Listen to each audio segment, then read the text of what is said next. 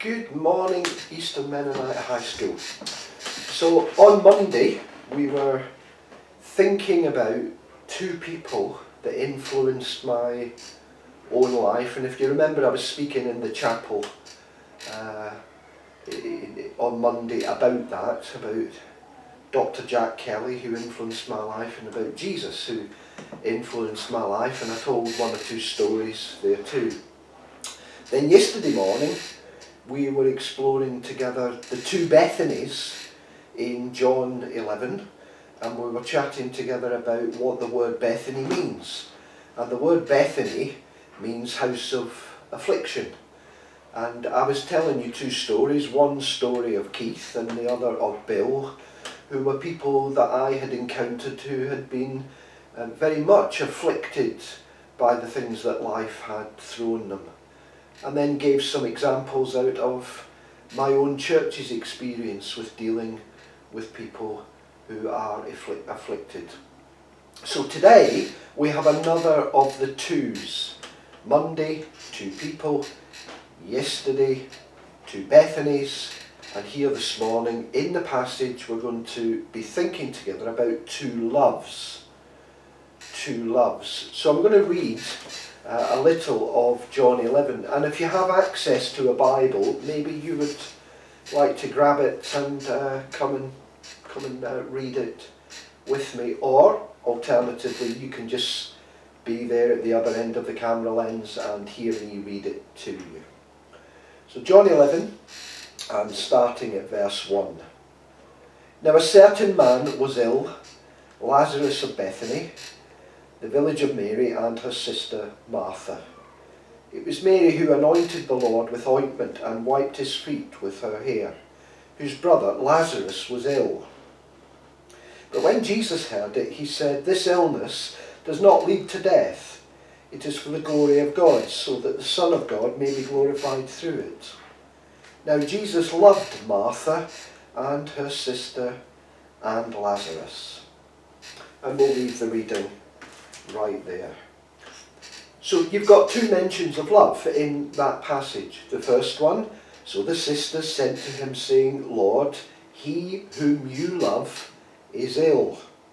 And then later on in the passage, now Jesus loved Martha and her sister Mary and Lazarus. So two mentions of love.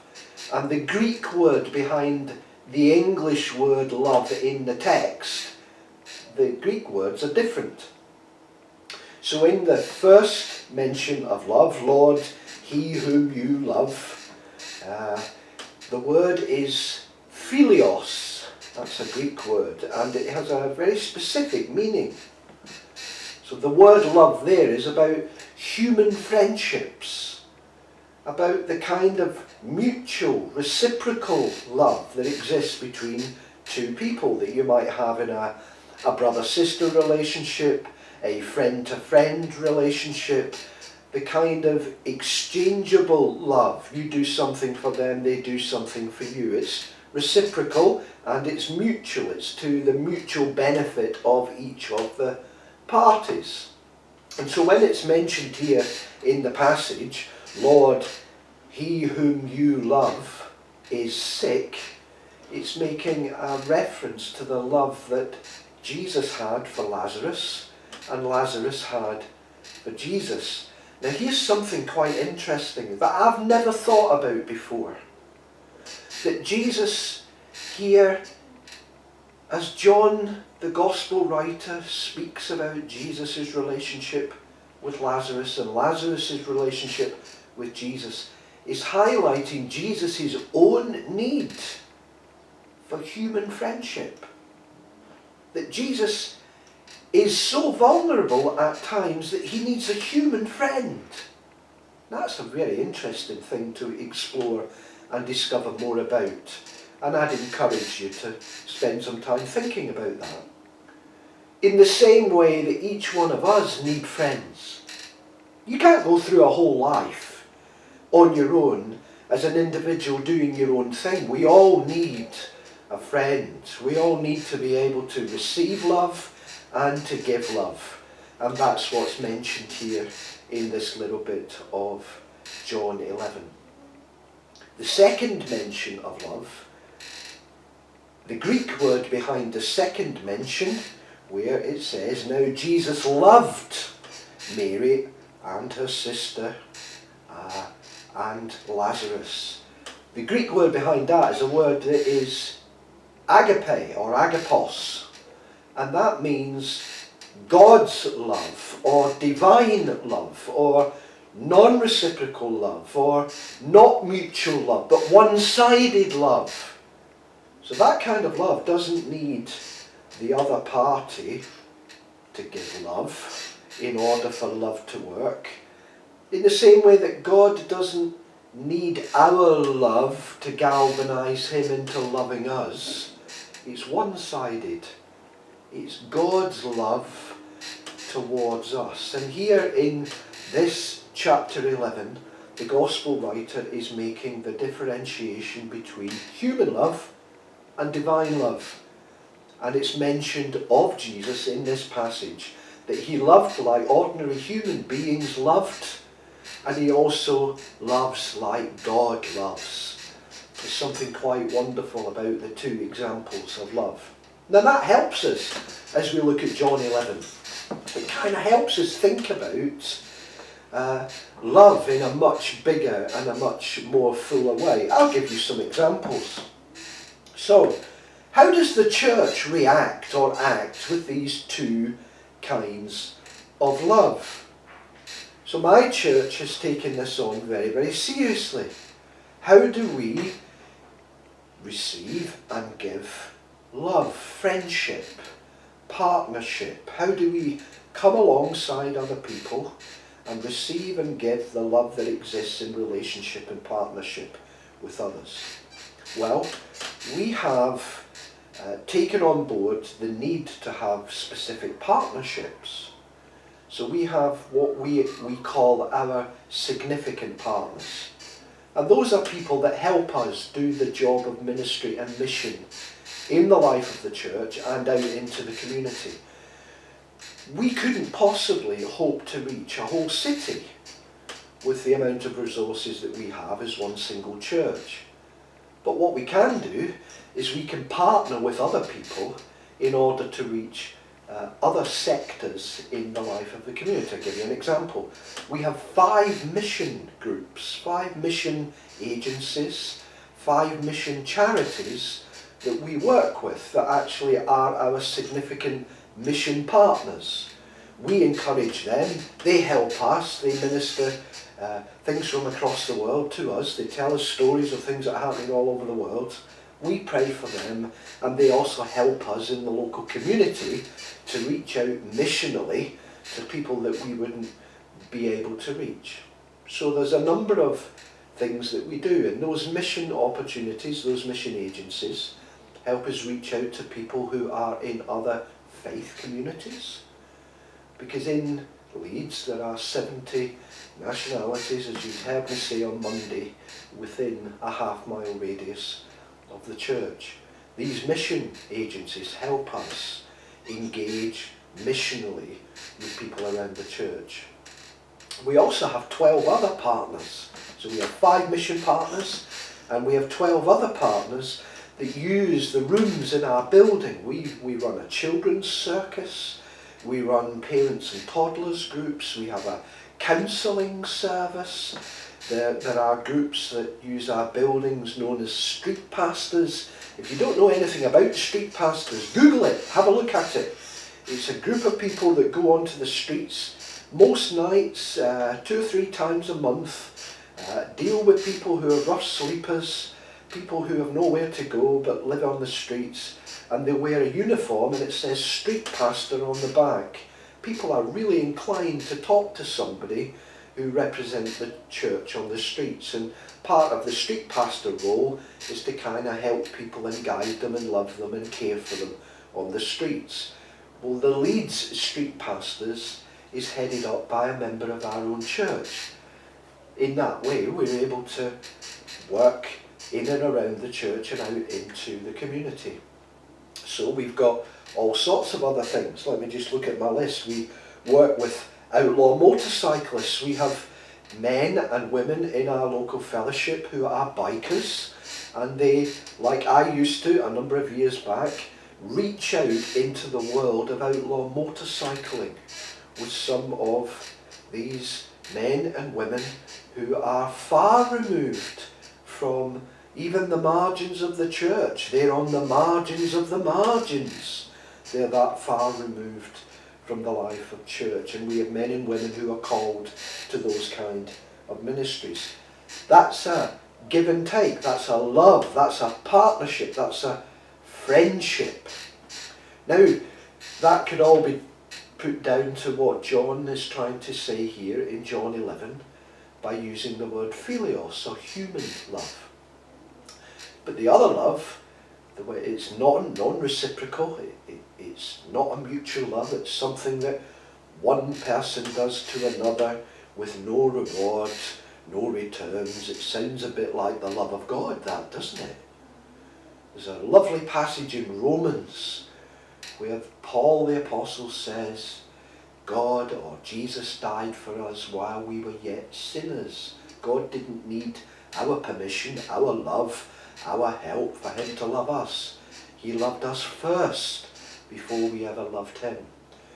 Now we as a church have taken that on seriously too, and I'll give you one story that will give an example of that. A number of years ago we were having Sunday morning worship, and a young boy came in at the end of our worship service. I'm going to call him Ben. That's not his real name, but because of integrity and because I respect this young man, I'm not going to give you his real name, but we'll call him Ben. And Ben was from the Congo. Ben was 14. And Ben came in at the end of our Sunday morning worship service in Leeds, and his English was not very good, but he could speak French. And we have a number of French speakers in the life of the church, and so a conversation began at the end of our church service. And what Ben told those who were the French speakers in our congregation was the most incredible story. A story of which I'm going to try and repeat to you now. Ben lived in the northeast of Congo, a little village called Uvira, which is on the Lake Tanganyika, and not far from where the trouble spots were in northeast Congo and Rwanda. And we can remember back to some of the stories about the Rwandan genocide a number of years ago. Well, Ben had fled from his village because a number of freedom fighters and soldiers had come into the village and were hunting down pastor and pastor's family. And what happened was the most nightmarish of things to happen to Ben's family. His father was killed, his family were shot, some of them in the main street of the town, and Ben escaped with his uncle and eventually made their way through a long, arduous journey from northeast Congo to the UK. And this was the story that was being told at the back of the church that Sunday. The people who heard the story then related the story to the leaders of our church. And what ensued from that moment was a number of different things. One thing that happened was that we had been saving up as a church money in order for us to reorchestrate our buildings, to refurbish our buildings, and we had a little bit of a building fund in which we had put some money aside in order to do our buildings and to make them look nice. It turned out also in the story that Ben told us that the soldiers had burned the church down, and the church was of a wooden structure, and there was no place for people to worship. And so we as a church very quickly decided that they needed our money more than we needed our money, and we through a number of channels, were able to provide money in order for that community in northeast Congo, in the village of Uvira, to build the first brick building, which happened to be a church, there on the side of the hill, as a testimony to the glory of God. And we dispatched some ambassadors from church, from our local fellowship, to go out 2/3 of the way through the building to see how things were going. And the welcome they received was stupendous. It was an amazing thing. And since then we have seen the building completed and the worshipping community gather back together again, and to almost be at the point of outgrowing that church that was built not so long ago. They have a school attached to the church, and we have sponsored and supported that school as well. And we've had reciprocal visits. So the pastor and his wife, who pastor the church in northeast Congo in Uvira, have been to our church in Leeds, and we have then sent our ambassadors back on a number of occasions, and we've received and welcomed visitors from that church, and we have exchanged friendship. They couldn't offer us anything. They had nothing to offer. They had nothing to give in terms of friendship, because they had nothing. We had an opportunity to give agape love, not philios, not looking for something in return, but to give something that meant that they didn't have to earn our goodwill or our love for them, but because it was agape love, we didn't need something coming our way in order for us to do something good to them. That's the kind of love that God has for each one of us. We don't have to earn it.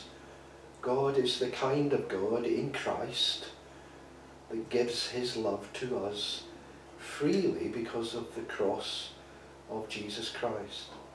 So in the story of John 11 this morning, we have two loves mentioned: philios, partnership, friendship, mutual love, and agape, the kind of love that needs no return to make it work.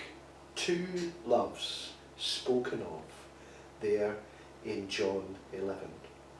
I hope that my thoughts to you this morning, even though school has been an online school day, actually fill you with some sense of wonder and amazement. And I trust that as you reflect on these thoughts through the day, and for some of you I know that this is an assignment, that actually this will make sense and will be a blessing to you. So until tomorrow, God bless you and have a good day.